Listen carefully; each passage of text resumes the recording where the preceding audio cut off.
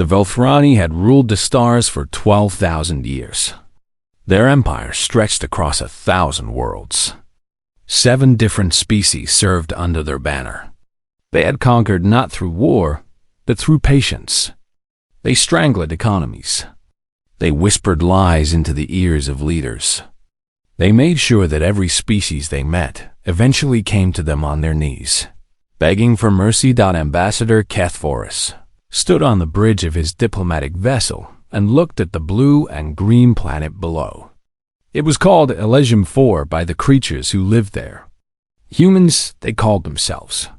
Small, soft things with short lifespans and fragile bodies.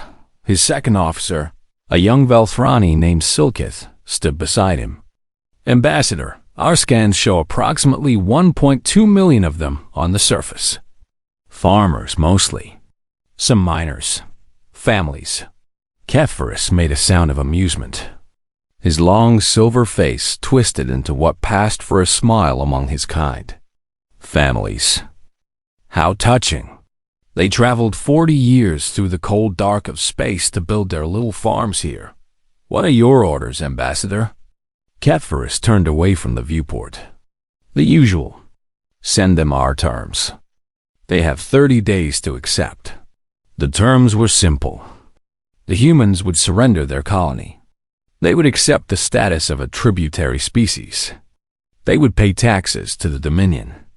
They would provide workers when asked. In return, they would be allowed to exist. Every species accepted these terms eventually. Some took longer than others. Some needed to see a few of their cities burn first. But in the end, they all melt. The message was sent to the colony's governor, a woman named Sarah Chun. She was 63 years old. She had gray hair and tired eyes.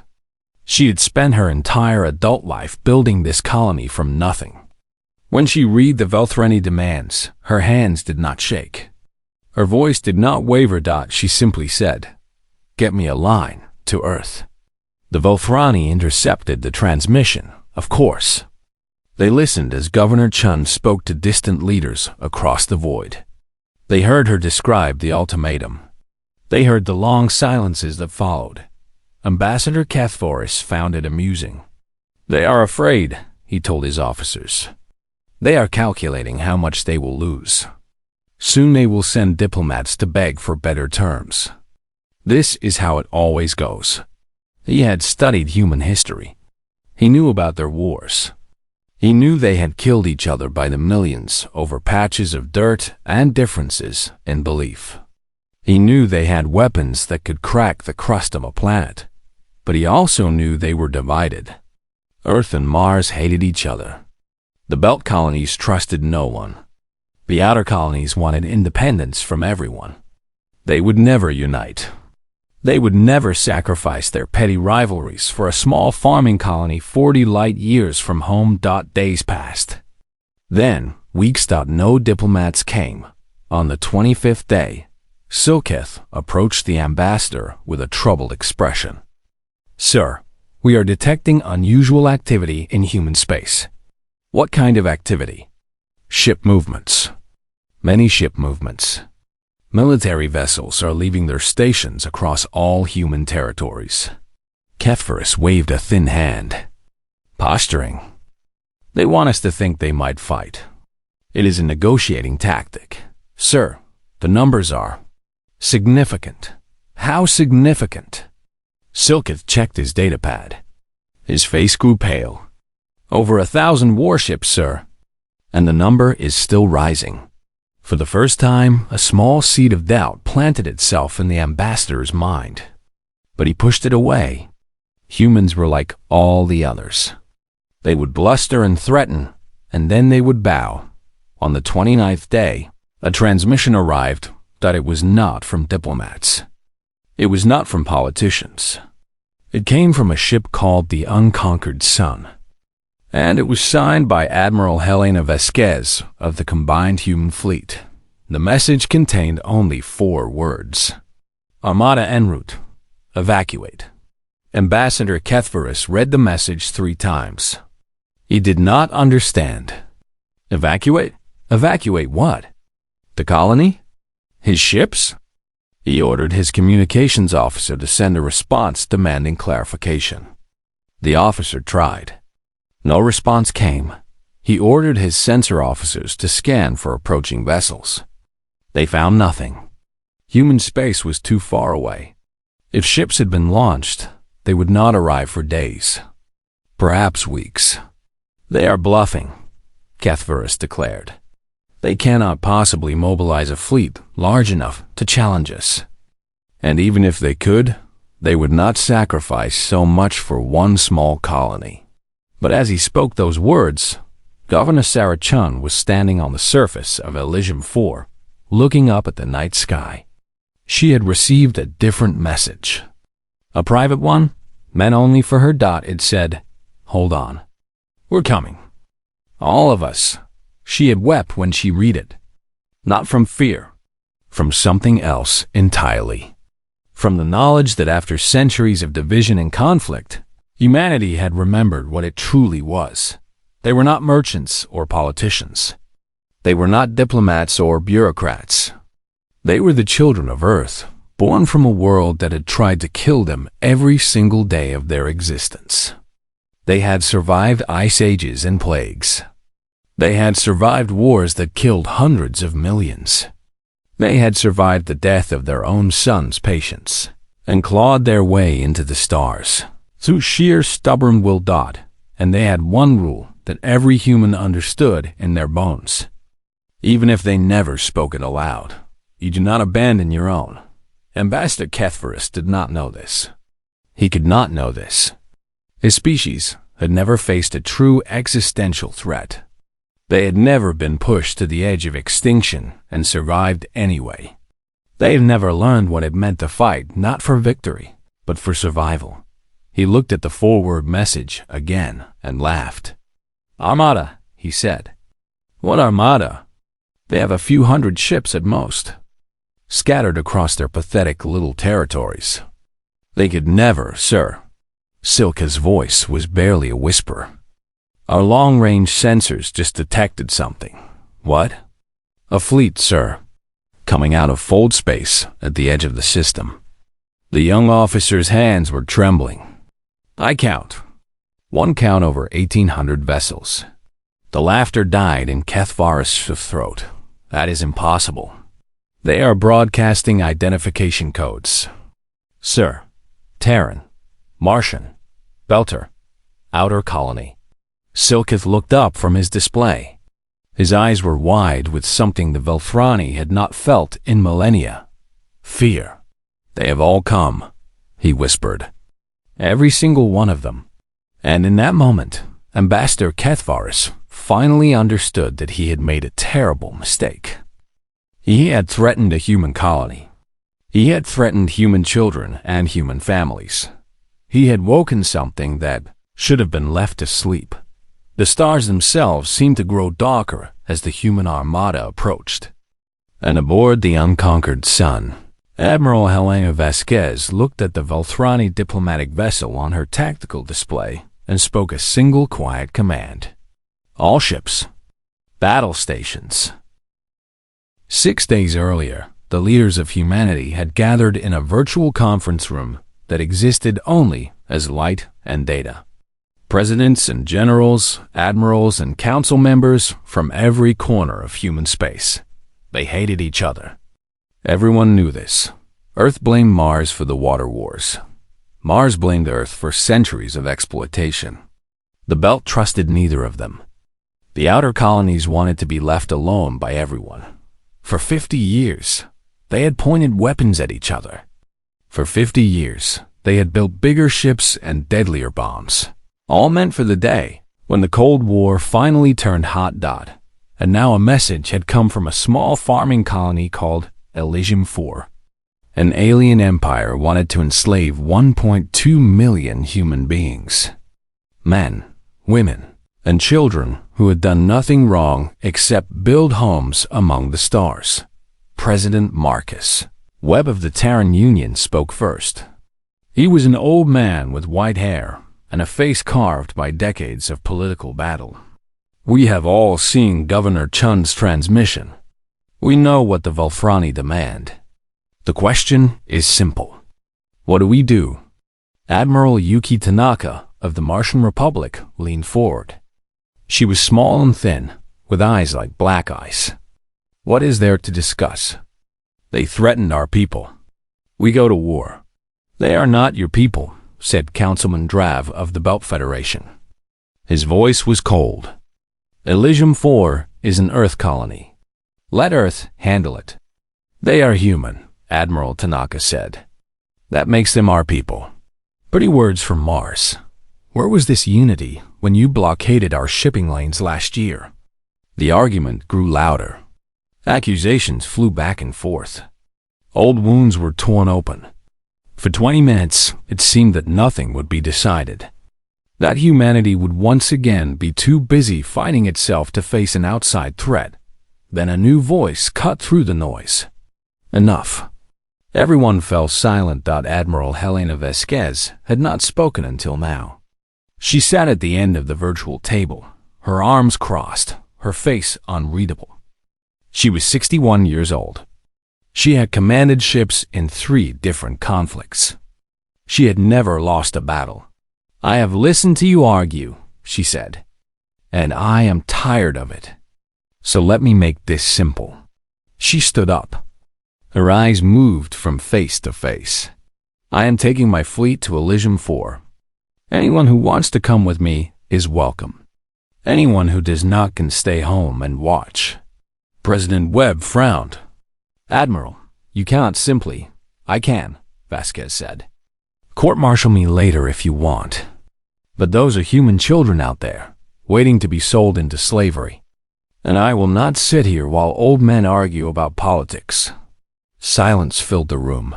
Then, slowly, Admiral Tanaka smiled. The Martian Second Fleet will join you. Councilman Drav sighed heavily. The Belt will not be shamed by Mars. Our ships will come as well. One by one, they agreed. Earth, Mars, the Belt, the outer colonies. For the first time in 50 years, humanity spoke with one voice. The next 72 hours were chaos. Ships launched from stations across human space. Dreadnoughts that had been built to destroy each other now flew in formation. Carrier groups that had spent years as enemies now shared tactical data and coordinated jump points. Admiral Vasquez stood on the bridge of her flagship, the Unconquered Sun. It was a Leviathan-class dreadnought, 5 kilometers long, armed with weapons that could crack a moon. She watched the fleet assemble on her tactical display and felt something she had not felt in a long time. Pride. Her first officer, Commander James Okonkwo, stood beside her. He was a tall man from the Lagos Orbital, with dark skin and a calm voice. Admiral, final count is in. 1,847 vessels. It is the largest fleet in human history. It is not enough, Vasquez said quietly. Ma'am, the Volfrani have ruled 1,000 worlds for 12,000 years. They will have more ships than we can count. Better technology. More experience. She turned to look at him. We are walking into a fight we might not win. Okonkwo nodded slowly. The crews know this, Admiral. They came anyway. Why? He smiled. Because those are our people out there. And we do not abandon our own. Vasquez looked back at the tactical display. She saw the names of ships that had been enemies just days ago. The TSS Relentless flying beside the MRS Red Storm. Belt frigates holding formation with outer colony destroyers. Have the intelligence officers finished their analysis of the Velfrani? Yes, ma'am. I have the report here. She took the datapad and read through it quickly. The Velfrani were old, powerful, arrogant. They had conquered dozens of species through economic warfare and political manipulation. They rarely fought directly. When they did, they preferred overwhelming numbers and cautious tactics. They had never lost a war, but they had also never fought a species, like humanity. Vasquez set down the datapad. They expect us to negotiate. They expect us to calculate costs and benefits, to weigh lives against resources. Yes, ma'am. They do not understand us at all. She walked to the viewport and looked out at the stars. Somewhere out there, 1.2 million humans were waiting, praying, hoping that someone would come for them. Commander, open a channel to all ships. Channel open, Admiral. Vasquez took a breath. When she spoke, her voice carried across 1,800 vessels to every sailor and soldier in the fleet. This is Admiral Vasquez. In a few hours, we will jump to Elysium 4. We will face an enemy that has ruled this part of the galaxy for longer than human civilization has existed. They believe we will bargain with them. They believe we will surrender our people to save ourselves. She paused. They are wrong. We are the children of Earth. We have survived ice and fire. We have survived plagues that killed half our species. We have survived wars so terrible that we thought we might destroy ourselves. And we are still here. The Volthrani think they know what war means. They do not. They have never faced an enemy that would rather die than kneel. They have never faced an enemy that considers acceptable losses a strategy. Today, we teach them. All ships, prepare for jump. We go to bring our people home. She cut the channel and turned to Commander Okonkwo. Take us to war. The fleet jumped. 1,800 ships vanished from human space in a flash of light and twisted physics. They crossed 40 light years in the time it took to draw a breath. And when they emerged on the other side, they found the Volthrani waiting for them. 400 enemy vessels hung in the void, arranged in a defensive formation around a massive gate structure. It was more firepower than any human fleet had ever faced. The Volthrani commander sent a transmission demanding surrender. Admiral Vasquez did not bother to respond with words. She responded with fire. Commander Yithsarai of the Volthrani Defense Fleet had held his position for 60 years. He had never lost a battle. He had never even come close to losing a battle. His 400 ships guarded the Nexus Gate, the doorway to the heart of the Dominion, and no enemy had ever been foolish enough to attack it. When his sensors detected the human fleet emerging from fold space, he felt only mild curiosity. How many? He asked his tactical officer. Approximately 1,800 vessels, Commander. Yithsarai made a soft clicking sound of amusement. They brought their entire species to die. How considerate of them. It saves us the trouble of hunting them down later. He studied the enemy formation on his display. The human ships were crude things, blocky and graceless compared to the elegant curves of Volthrani design. Their weapons were primitive. Their shields were weak. By every measure that mattered, they should not even be a threat. But there were so many of them. Open a channel, Yithsarai ordered. Let us give them one chance to surrender before we destroy them. The channel opened. Yithsarai spoke the words he had spoken to a dozen species before.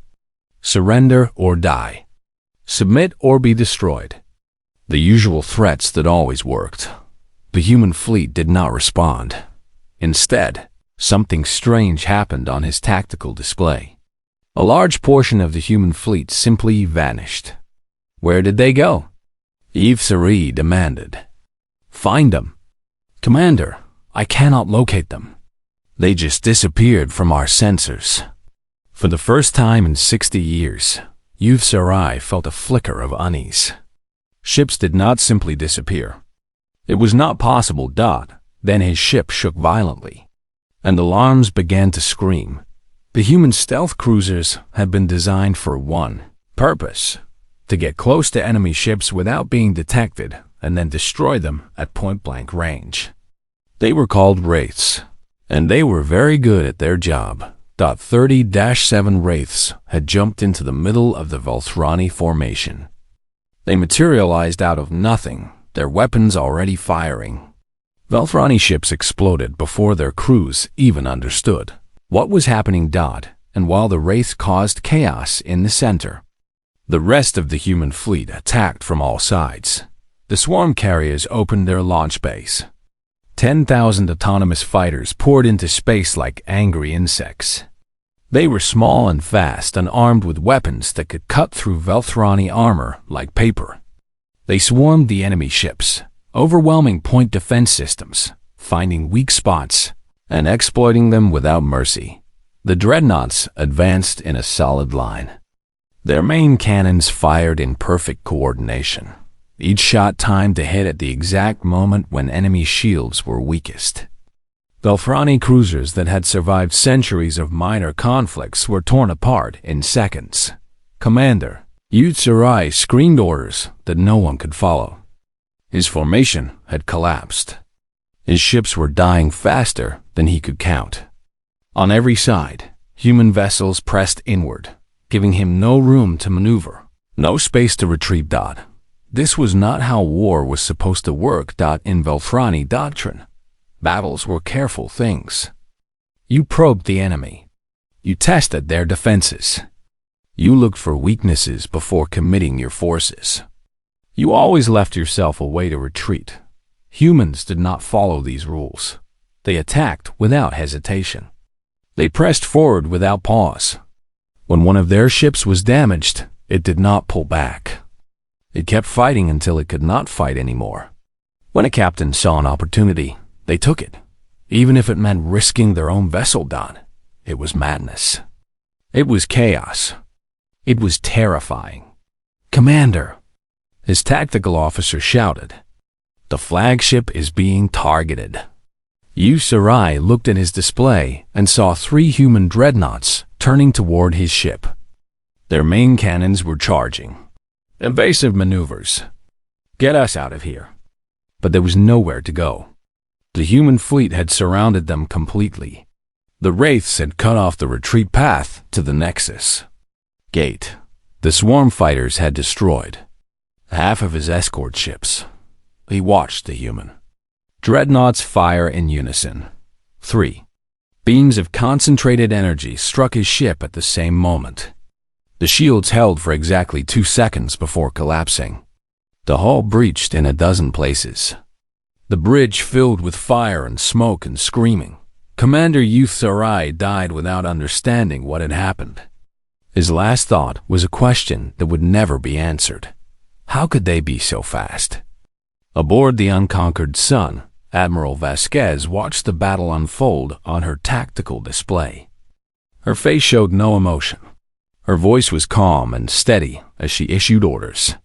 Carrier Group 7, advance to Sector 4. Wraith Squadron, target their command ships. Dreadnought Line, maintain fire. Commander Okonkwo stood beside her, his eyes fixed on the display. Admiral, the enemy formation has completely collapsed. They are attempting to retreat. Do not let them.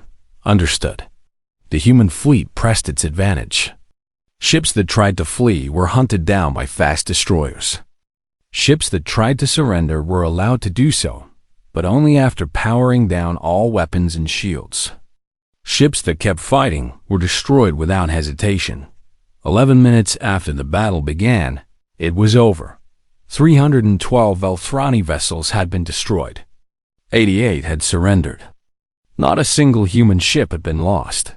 Admiral Vasquez looked at the final numbers and allowed herself a small nod of satisfaction. Secure the prisoners. Begin rescue operations for any survivors. And get me a status report on the Nexus Gate. The gate is intact, Admiral. We can proceed to the Dominion homeworld whenever you give the order. She turned to the viewport. Through it, she could see the wreckage of the Velthrani fleet drifting in the void. Broken ships and scattered debris, lit by the distant glow of Elysium 4. Send a message to the Velthrani High Synod, she said. Tell them what happened here. Tell them their fleet is destroyed. And tell them we are coming. What about terms, Admiral? Should we offer them a chance to negotiate? Vasquez shook her head slowly. They gave our people 30 days to surrender. They threatened to enslave men, women, and children. They thought we would bargain for our own people. She turned back to face her crew. There will be no negotiations. There will be no bargains. We will advance until they release every single human they have taken. And if they do not—" She did not finish the sentence. She did not need to. Everyone on the bridge understood. The human fleet reformed and began moving toward the Nexus Gate. Behind them, the burning wreckage of the Velthrani defense fleet served as a warning to anyone who might be watching. The children of Earth had come to war, and they would not stop until their people were free. The news of the Nexus Gate massacre spread through the Velthrani Dominion like a disease. For 12,000 years, the Dominion had been invincible. For 12,000 years, every species they had encountered had eventually submitted. Now, in 11 minutes, a species they had dismissed as primitive had destroyed their most powerful defense fleet. The High Synod gathered in emergency session on the Dominion homeworld. 7 senior leaders, representing the 7 species of the Dominion, sat around a circular table and tried not to show their fear. High Chancellor Vethran spoke first. He was ancient, even by Velthrani standards. His silver skin had faded to pale gray with age. "Tell me this is some kind of mistake. Tell me our fleet was not destroyed by farmers." The military commander, a younger Velthrani named Drathkov, shook his head. "I wish I could, High Chancellor. The reports are confirmed. Commander Yithsarai's entire fleet was destroyed in 11 minutes. 11 minutes. We have never seen anything like it. How is this possible?" Their tactics were unexpected. Drathkov pulled up a holographic display showing the battle. They did not probe our defenses. They did not test our formations. They simply attacked with everything they had, all at once. Their stealth ships materialized inside our formation and created chaos. Their swarm fighters overwhelmed our point defense systems. Their capital ships fired in perfect coordination. Representative Yilthmori of the HFY spoke up. Her species was known for their analytical minds. "What you are describing sounds like madness. No rational species would attack like that. The risk of losses is far too high." "And yet they lost nothing," Drathkov said quietly. "Not a single ship." Silence fell over the chamber. High Chancellor Vethran turned to Ambassador Kethvoris, who sat at the far end of the table. The ambassador looked pale and shaken. "You studied these humans. You said they would negotiate. You said they would submit like all the others." I believed they would," Kethvoris said. His voice was barely a whisper. Everything in their history suggested division and weakness. They have spent centuries fighting each other. You thought wrong." The High Chancellor's voice was cold. "Because of your mistake, we are now facing an invasion force of nearly 2,000 warships. What do you suggest we do?" Kethvoris had no answer. Over the next few days, the Dominion tried everything. They sent diplomats to meet the human fleet. Admiral Vasquez refused to receive them. The diplomats transmitted messages of peace and offered generous terms. The human fleet did not slow down. They offered tribute. Vast sums of wealth, access to advanced technology, trade agreements that would have made humanity rich beyond imagination. The human fleet did not respond. Finally, in desperation, they tried a threat.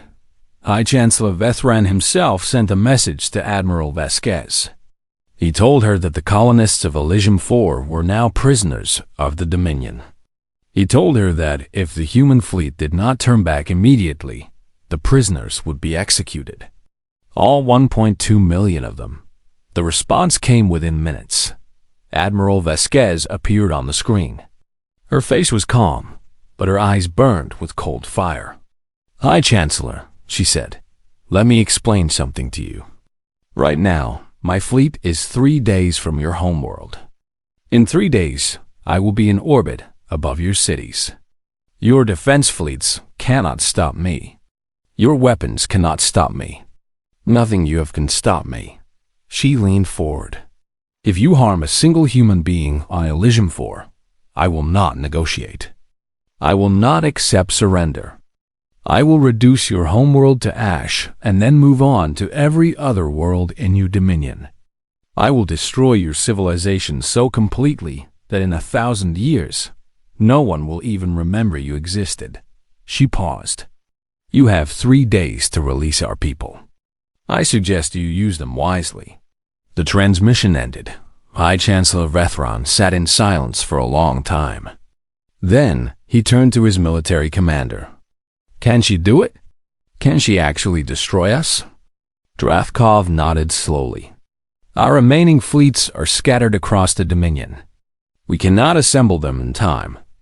The human fleet is unstoppable. Then what do we do?" The military commander had no answer. The human fleet continued its advance. It passed through the Nexus Gate and entered the heart of the Dominion. 3 more defense fleets tried to stop them. 3 more defense fleets were destroyed. The battles were not even close. Human tactics were brutal and efficient. They did not play games. They did not test defenses. They simply identified the enemy command ships and destroyed them first, then mopped up the rest. Every engagement followed the same pattern. Overwhelming force applied without hesitation. Ambassador Kethvaris watched the reports come in from his quarters. Each battle was shorter than the last. Each defeat was more complete. He had spent his entire career studying lesser species, learning how to manipulate them, how to break them. He had thought he understood how sentient beings worked. He had been wrong. Humans did not think like other species. They did not calculate costs and benefits. They did not weigh lives against resources. When someone threatened their people, they did not negotiate. They did not bargain. They simply destroyed the threat. It was not logical. It was not rational. But it was terrifyingly effective. On the 3rd day, the human fleet arrived at the Dominion homeworld. 2,000 warships took position in perfect formation above the planet. The dreadnoughts formed a ring around the orbital stations. The carriers deployed their fighters. The stealth cruisers vanished from sensors, waiting for orders. Below, billions of Velthrani looked up at the sky and saw their doom. Admiral Vasquez opened a channel to the planet's surface. "People of the Velthrani Dominion, I am Admiral Helena Vasquez of the Combined Human Fleet. 3 days ago, your leaders threatened to execute 1.2 million innocent people. Men, women, and children who had done nothing wrong except build homes among the stars." She paused. "We are here to bring them home. You have 1 hour to release all human prisoners and surrender unconditionally. If you do not, we will begin bombardment. There will be no second warning. There will be no negotiation." She looked directly into the camera. 1 hour. The transmission ended. In the High Synod chamber, the leaders of the Dominion stared at each other in horror. 12,000 years of power. 12,000 years of dominance. It was all about to end because they had made one simple mistake. They had threatened a human colony. They had thought humans would bargain. High Chancellor Vethron closed his eyes. "Send the surrender. Release the prisoners. All of them. But High Chancellor, do it." His voice was tired, defeated. "We have lost. Let us at least survive." The surrender was sent 43 minutes later. Above the planet, Admiral Vasquez read the message and allowed herself one small smile. Then she turned to her communications officer. "Get me Governor Chun. Tell her we are coming to bring her people home." The transport ships descended through the atmosphere of Elysium 4 on a bright morning. Governor Sarah Chun stood at the edge of the landing field, surrounded by thousands of colonists who had gathered to watch. They had spent 30 days waiting. 30 days of fear and uncertainty. 30 days wondering if anyone would come for them. Now the sky was full of ships. The first transport touched down, and its ramp lowered slowly. Human soldiers stepped out, wearing the combined insignia of Earth, Mars, the Belt, and the outer colonies. They were followed by medical teams, supply officers, and engineers carrying equipment to repair the damage the Velthrani occupation had caused. Admiral Vasquez was the last to descend. She walked down the ramp with steady steps, her uniform crisp, her bearing proud.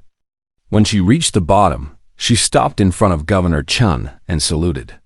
"Governor, the combined human fleet reporting as promised. Your people are safe." Governor Chun tried to speak. No words came out. Tears streamed down her weathered face. After a moment, she simply stepped forward and embraced the Admiral Dot all around them. The colonists began to cheer. The celebration lasted for 3 days. Soldiers who had been enemies just weeks ago drank together and shared stories. Families who had feared the worst hugged their rescuers and wept with relief. Children who had been told they would become slaves played in the streets, laughing as if nothing had happened. But while Elysium 4 celebrated, the rest of the galaxy watched in stunned silence. The Velthrani Dominion had ruled the Orion Spur for 12,000 years. They had conquered dozens of species. They had built an empire that stretched across 1,000 worlds. And they had been brought to their knees in less than 2 weeks by a species that had achieved spaceflight only 3 centuries ago. The terms of surrender were harsh but not cruel. The Velthrani military was disbanded. Their fleets were disarmed. Their shipyards were placed under human supervision. They were forbidden from expanding beyond their current borders and required to pay reparations to every species they had wronged over the millennia. The other 6 species of the Dominion were given a choice: remain under Velthrani rule or claim their independence. Most chose independence. And humanity was given something else entirely. They were given respect. Word spread quickly through the galactic community. The humans had not come to conquer. They had not come to enslave. They had come for one reason and one reason only: to protect their own people. And when the fight was over, they had simply gone home. Ambassador Kethvaris sat in a small cell on the Velthrani homeworld, awaiting trial for his role in starting the conflict. He had plenty of time to think about what had happened. Plenty of time to understand his mistake. A human journalist named Maria Santos came to interview him. She was young, with dark hair and curious eyes. She carried a recording device and a notebook filled with questions.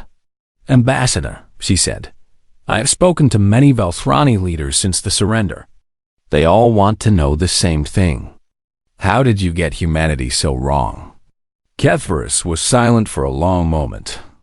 When he spoke, his voice was tired and old. "I studied your history," he said. "I read about your wars, your genocides, your cruelty to each other.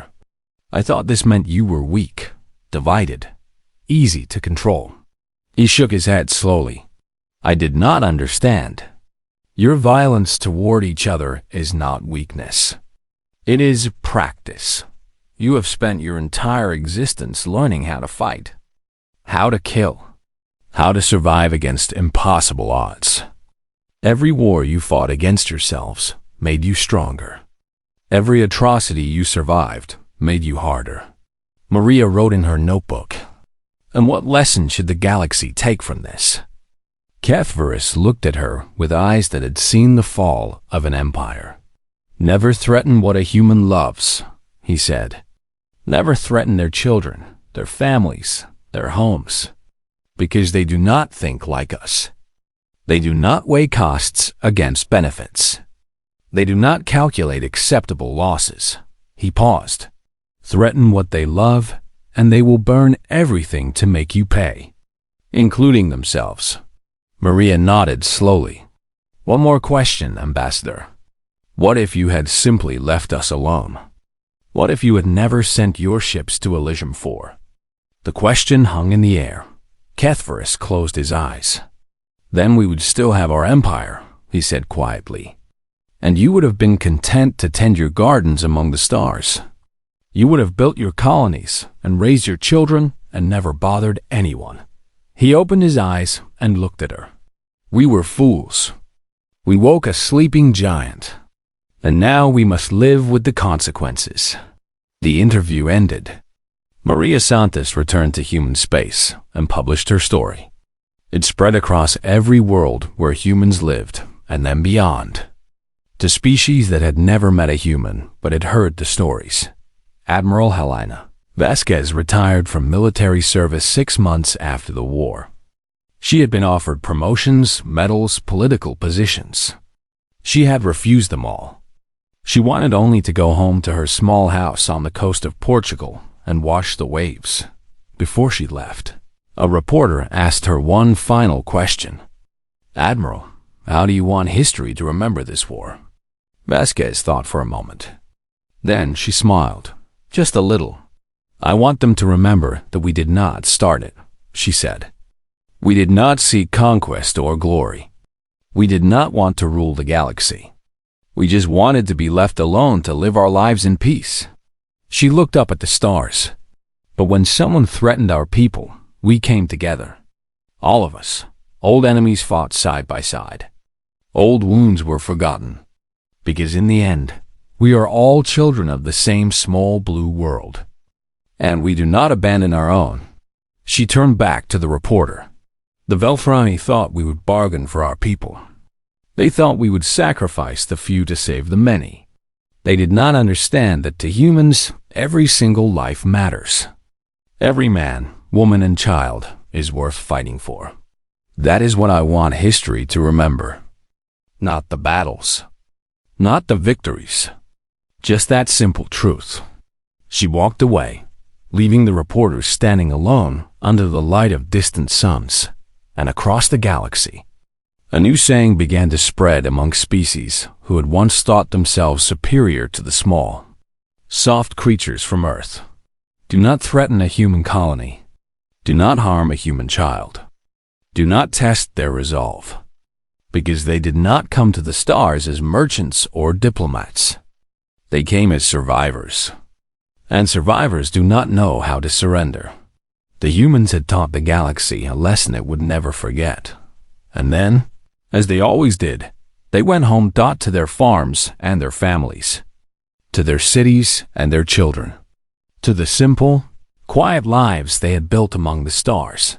But they kept their warships ready, just in case anyone else needed a reminder.